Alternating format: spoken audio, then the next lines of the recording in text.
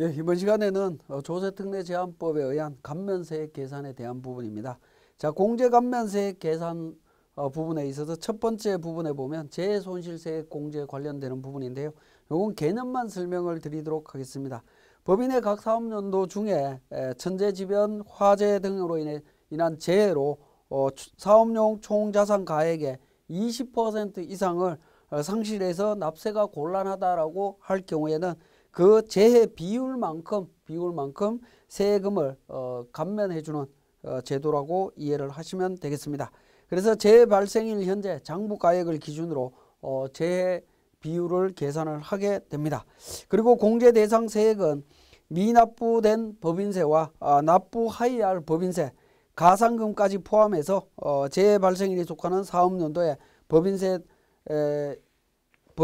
그 다음에 법인세법에 의한 무기장가산세, 국세기본법에 의한 무신고가산세, 과소신고가산세, 초과환급 가산세 등을 대상으로 해서 세액공제를 받을 수 있는 부분으로 이해를 하시면 되겠습니다.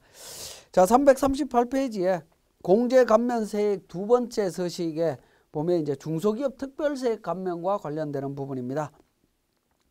감면은 이제 제조, 건설, 도소매 등 일정한 업종인데 우리 작물재배업부터 시작해서 임업까지 다양하게 나열이 되어 있습니다. 이러한 업종을 영위하는 중소기업에 대해서 중소기업 특별세액 감면을 적용받을 수가 있습니다. 가장 많이 적용받고 있는 감면이다라고 이해를 하시면 될 것 같습니다. 자, 이때 감면 업종을 적용할 때 세부적인 부분들은 우리 앞에서 살펴봤던 표준산업 분류에 의한 업종 구분으로 판단을 해야 된다라는 거 말씀을 드렸고요. 자, 우리 교재 업종에 보면 제조업, 건설업, 도소매업이 있는데 건설업 같은 경우에는 각주 90번에 중소기업이 직접 건설 활동을 수행하지 않고 건설업체에 도급을 주는 경우에는 이런 경우에는 건설업으로 분류되지 않습니다. 주택신축 판매업이나 부동산 공급업으로 분류되기 때문에 감면을 적용 못 받는 부분이 있을 수가 있습니다. 그래서 정확하게 판단을 해 주셔야 되고요. 도소매업도 적용이 된다라는 거고요. 중간에 보시면 자동차 정비 공장을 운영하는 사업이라고 되어 있습니다.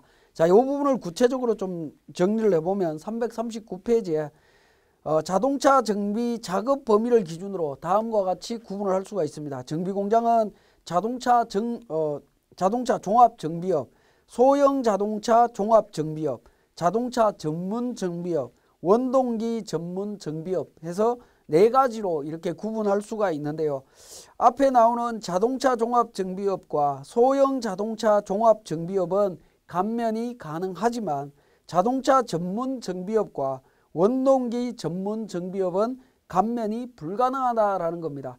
같은 자동차 정비 공장이라 하더라도 어떤 쪽에 일을 하느냐에 따라서 달라진다라는 겁니다. 만약에 네 가지 부분을 전부 다 하는 경우에는 밑에 있는 두 가지 부분은 구분해서 기장을 해야 될 것 같습니다. 자, 그 다음에 의료법에 따른 의료기관을 운영하는 사업의 경우에는 의원이나 치과의원, 한의원은 요건이 있습니다. 모두 충족할 때 감면을 적용해 줍니다. 과세 연도의 수익금액이 요양급여 비용 수익금액 중에서 요양급여 비용이 차지하는 비율의 80% 이상이어야 되고 종합소득금액이 1억 원 이상이어야 됩니다. 의원, 치과의원, 한의원은 법인이 될 수가 없기 때문에 법인은 없다라고 적용이 안 됩니다. 자, 감면 비율은 본점 또는 주사무소가 수도권 내에 소재하는 경우에는 도매업 등을 영위하는 경우에 10%, 지식 기반 산업을 영위하는 경우에 소기업에 한해서 20%, 중기업은 10%입니다. 위외의 업종은 소기업에 한해서 20% 적용해주고 있습니다. 본점 주사무소가 수도권 외의 지역에 소재를 한다라고 하면 도매업은 수도권 외에 있는데 사업장이 수도권에 일부 있다라고 하면 10%, 20%, 20%에서 소기업 기준으로 적용을 해주고 수도권 외의 사업장인 경우에는 소기업은 10%, 중소기업은 나머지 중소기업은 5%입니다. 도매업이 지식산업 기반은 소기업은 30%, 중소기업은 15%, 그 외의 업종은 소기업 30%, 중소기업은 15%로 수도권 밖에 있는 업종들은 감면율이 소기업을 벗어나도 감면이 된다라고 보시면 되겠습니다. 자, 도매업 등이라고 되어 있는 부분은 도매업, 소매업, 의료업을 말합니다. 지식기반산업은 엔지니어링 산업, 전기통신산업, 연구개발업 이런 부분들과 창작예술 관련 서비스업으로 이렇게 쭉 나열이 되어 있습니다. 여기에 해당이 될 때 적용을 받을 수 있다라고 보시면 되겠습니다. 자, 341페이지에 수도권과 소기업에 대한 범위. 수도권은 서울, 인천, 경기도 전체 지역을 말합니다. 그래서 전체 지역을 벗어난 경우에는 전체 지역을 벗어난 경우와 수도권 안에 있는 지역 간에는 감면율이 다르다라는 거고요. 소기업의 범위는 중소기업 기본법 시행령 별표 3에 나오는 규모 기준을 따집니다. 최대 120억부터 최소 10억 원 이하 기준으로 되어 있습니다. 업종별로 나열이 되어 있습니다. 나열이 되어 있고요. 342페이지에 개정 전 소기업 기준이 있습니다. 종업원 수 기준으로 판단을 하고 있었습니다. 종업원 수 기준으로 판단을 하고 있었는데, 자, 이게 2015년 12월 31일 이전에 개업한 때 적용이 되던 부분이고요. 2016년도부터는 이제 매출액 기준으로 판단 기준이 달라졌죠. 달라졌지만 부칙에서 과거 기준대로 판단했을 때 소기업이 해당이 되는데, 개정된 기준으로 소기업을 판단했을 때 소기업이 해당이 되지 않는다면 이때 계속 소기업으로 인정해 주겠다라고 하는 부칙 규정이 있습니다. 그 규정 때문에 과거 기준도 필요하다라고 보시면 되겠습니다. 자, 우리 교재 342페이지에 2번, 3번에 대한 예규 부분입니다. 이게 부칙 규정과 연결되는 부분인데요. 2015년 사업연도에 개정되기 전 규정, 종전 규정입니다. 종전 규정에 따라서 소기업에 해당되는 법인이 2016년도에 개정 규정에 따라서 소기업에 해당되지 않는 경우로서 종전 규정에 따르더라도 소기업에 해당이 되지 않는다라고 하면, 이때 예규의 해석으로 보면 2016년도 사업연도에 개정 전 규정을 적용했을 때 소기업에 해당이 되지 않는다면 이 부분에 대해서는 소기업을 볼 수 없다, 이렇게 해석을 하고 있습니다.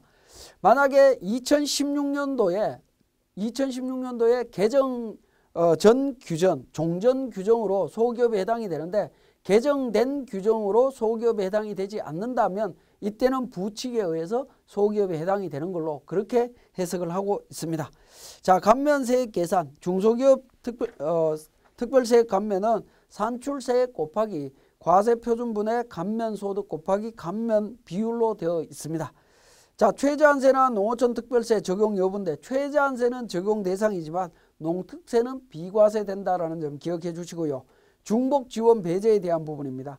일부 투자세액 공제 등과 중복 적용되지 않습니다. 동일 사업장에 대하여 다른 감면과 중복 적용되지 않고요. 추계 신고 시에도 감면이 적용이 가능합니다. 자, 344페이지에 지역별 내용 범위가 나와 있습니다. 과밀 억제 권역, 성장 관리 권역, 자연 보전 권역 범위가 있는데요.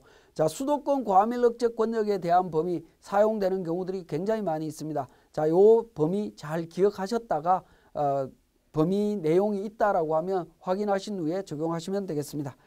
자, 다음으로 345페이지에 창업 중소기업과 창업 벤처 중소기업 및 에너지 신기술 중소기업에 대한 세액 감면입니다. 자, 이 규정을 적용을 하실 때 가장 중요한 부분은 창업에 대한 개념입니다. 창업이라고 하면 중소기업이 새로이 설립하는 것을 말하고, 창업일은 법인 설립 등기를 말합니다. 다만 이제 다음의 경우에는 창업으로 보지 않는다라고 해서 네 가지가 있습니다. 첫 번째, 합병 분할 현물 출자 사업 양수를 통해서 사업을 시작하는 경우, 이 경우에는 창업으로 보지 않습니다. 합병이나 분할 현물 출자는 여러분들이 보시기 어렵겠지만 사업 양수를 통해서 하는 경우 안 된다라는 겁니다. 사업 양수도 개념으로 적용되는 경우에는 창업으로 보지 않습니다. 자, 두 번째, 거주자가 하던 사업을 법인으로 전환하는 경우, 이 경우에도 법인 전환하는 경우에도 창업으로 보지 않는다라는 겁니다. D급 부분에 폐업 후 사업을 다시 개시하여 폐업 전 사업과 같은 종류의 사업을 시작하게 되면 이 경우에도 창업으로 보지 않습니다. 사업의 종류가 같다라고 하는 범위가 우리 표준산업분류에는 대중소, 세분류, 세세분류가 있는데 세분류 네 번째 단계까지 갔다면 그때 같은 사업으로 인정하고 있습니다. 사업을 확장하거나 다른 업종을 추가하는 경우 새로운 사업을 최초로 개시하는 것으로 보기 곤란한 경우 이런 경우에는 창업으로 보지 않습니다. 그래서 지금 설명드리고 있는 창업 중소기업 등에 대한 세액 감면 규정을 적용받으시려면 창업에 해당이 되는지를 정확하게 판단하셔야 됩니다.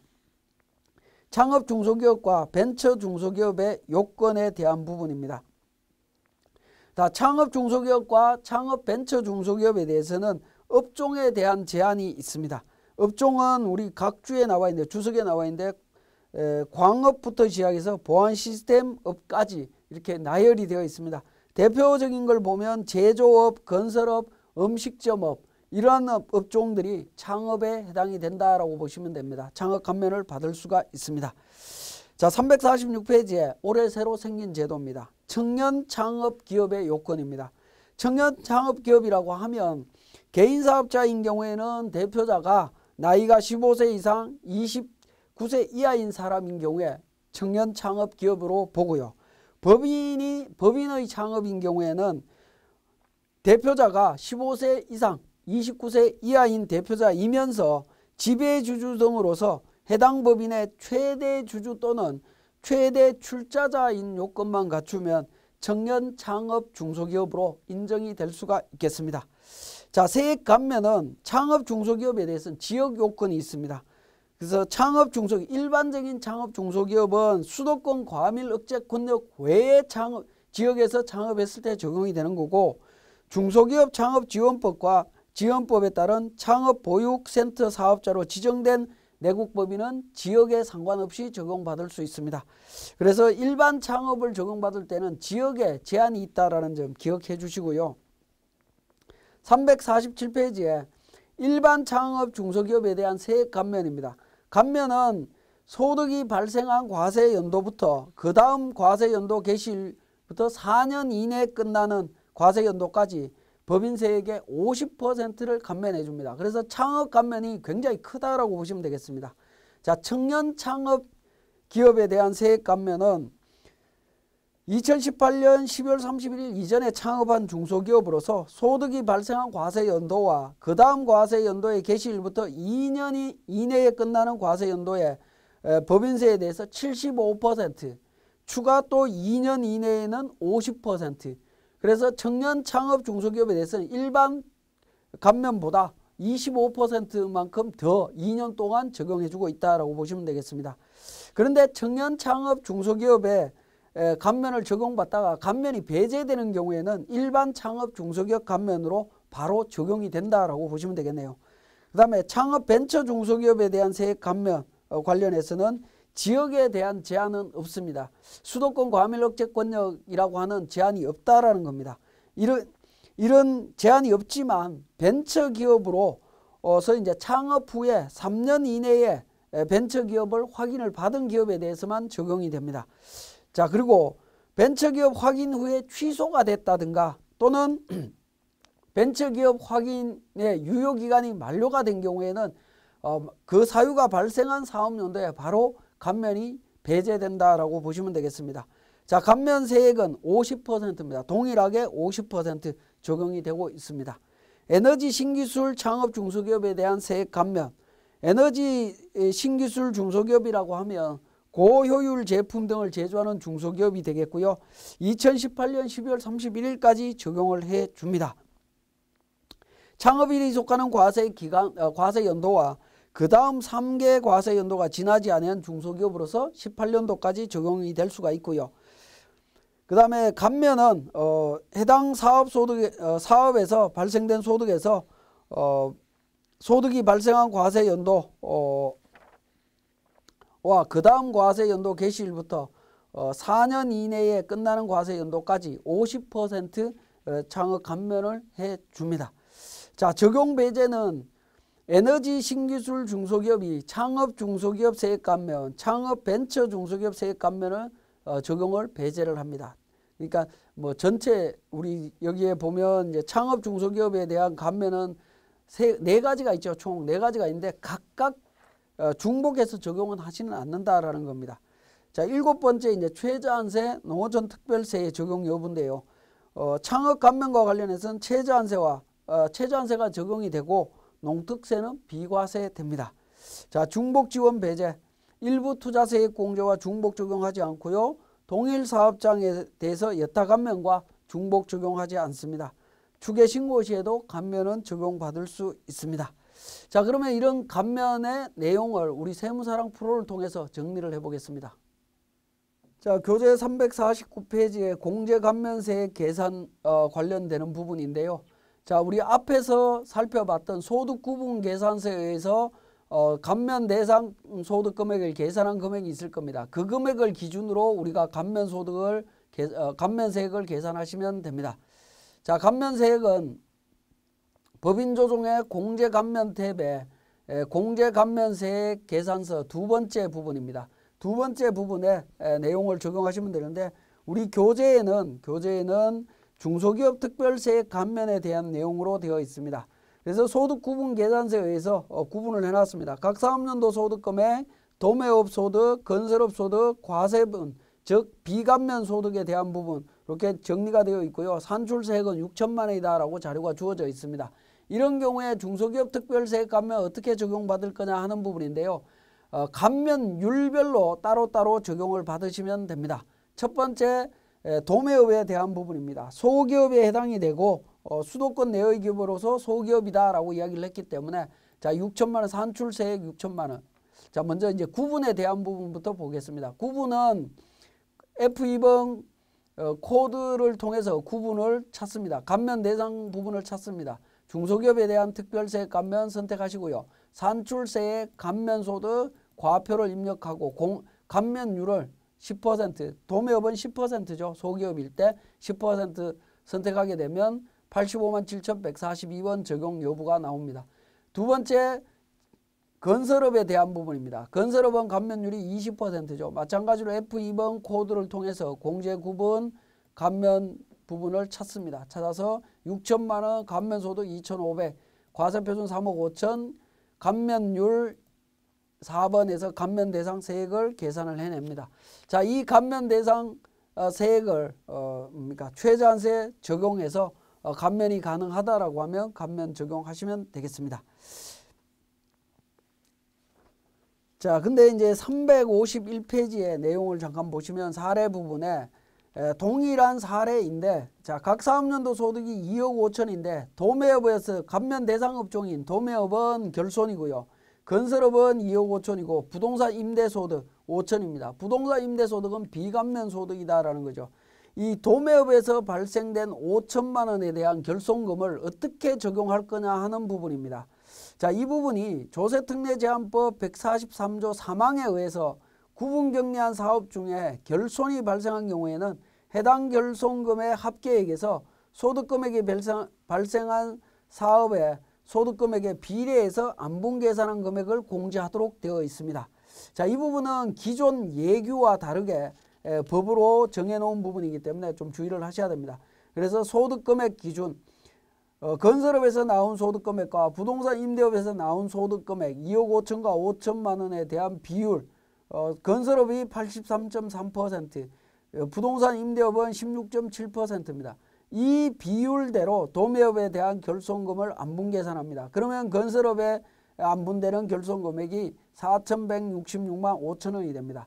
그러면 건설업에 대한 감면금액은 산출세액인 5,660만 원 곱하기 2억 5천분의 2억 5천 마이너스 4,166만 5천 원 차감한 금액을 기준으로 하면 감면은 943만 3,408원이 된다라는 겁니다.